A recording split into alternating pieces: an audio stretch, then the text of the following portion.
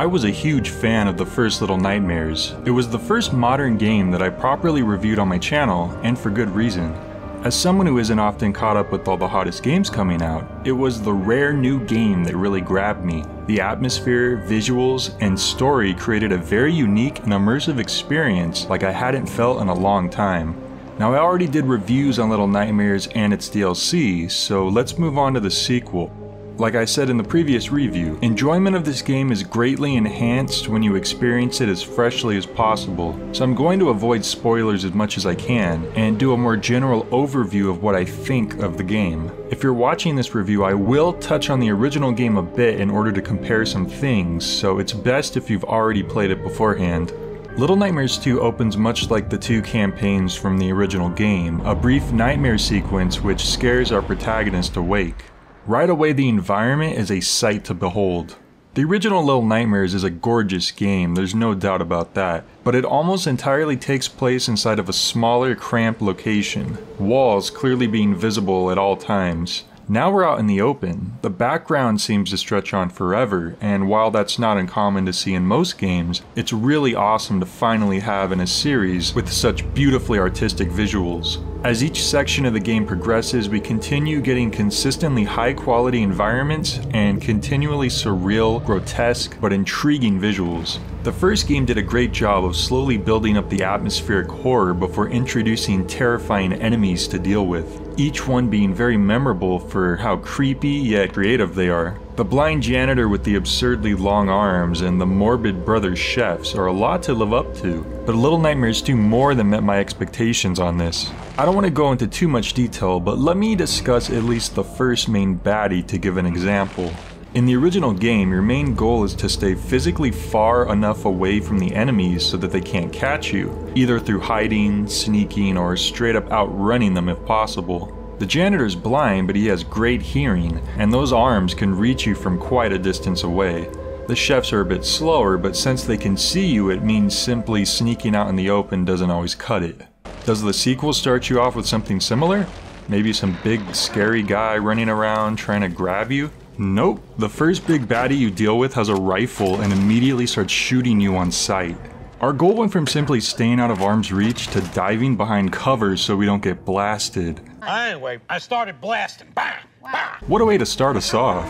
And believe it or not, the enemies only get scarier from here.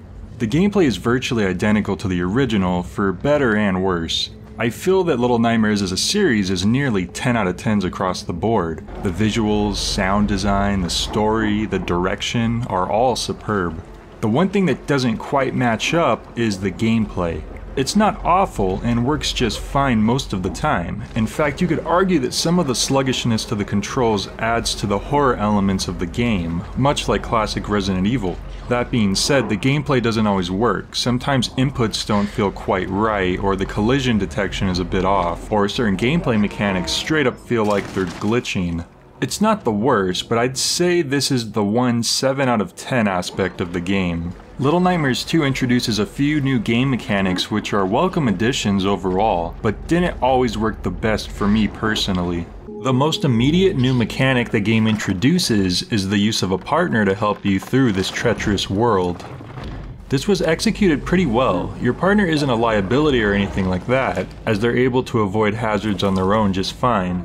They're more like a dynamic part of the environment, allowing you to access areas and interact with things that you couldn't on your own. But you also grow attached to your partner, which works its way into the story well. But let's talk about the more complicated new mechanics in the game, which was where I actually had some trouble. First off, we have the ability to wield and swing certain weapons. The very idea that we can swing a weapon in Little Nightmares is already awesome, because we had nothing close to this in the original. For things like triggering traps or breaking down doors, this usually works just fine. But there was this one part in particular where you have to hit these evil clay children, and it just didn't feel quite right to me. You have to swing and hit them at just the right time, or else they'll grab you and make you restart at the checkpoint. They always approach and then stop for a second to leap and attack. You'd think that this would be simple enough, just swing at the correct moment every time, except it doesn't always work. Sometimes they're too far away, so you swing and miss and then they tackle you. Sometimes you get closer to make sure your hit connects, but then it's too late to stop their attack when you swing.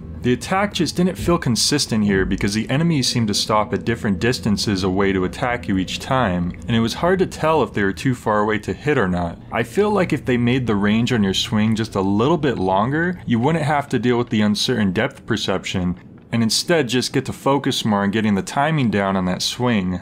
Another mechanic introduced involves these new enemies that only move to attack you in darkness. At first you can use light switches to help deal with them, but eventually you're required to aim a flashlight in order to get past them in the pitch black rooms. I love this idea and it works great in theory, but for some reason I had an issue where the game wouldn't always let me strafe while pointing the flashlight, making these segments a lot harder than they had to be. Sometimes even when you do point the flashlight at them, you're not always quite hitting them just right and they'll move in to attack you anyway. I think this could have been improved if the stun range on the flashlight was increased just a bit. As an update on this, I played through the game again with my brother more recently, and these two mechanics did seem to work better overall, so it's possible that a patch may have happened to improve some of the issues I was having. We didn't have any problem with the strafing with the flashlight, like during my first playthrough, which I completed right after the game was released. Freezing them with the light was still finicky at times, but it did work a lot better overall. One more new mechanic the game introduced involves a TV remote and television sets, but at this point we're getting dangerously close to later game stuff, and I'd rather let you experience it on your own. Let's just say that this mechanic in particular was a wonderful addition with lots of clever uses, and I actually didn't encounter any issues using it like with the other two. Well, since I don't want to get too much deeper into the game, I'm gonna wrap things up with some final thoughts. I think Little Nightmares 2 more than lives up to the original.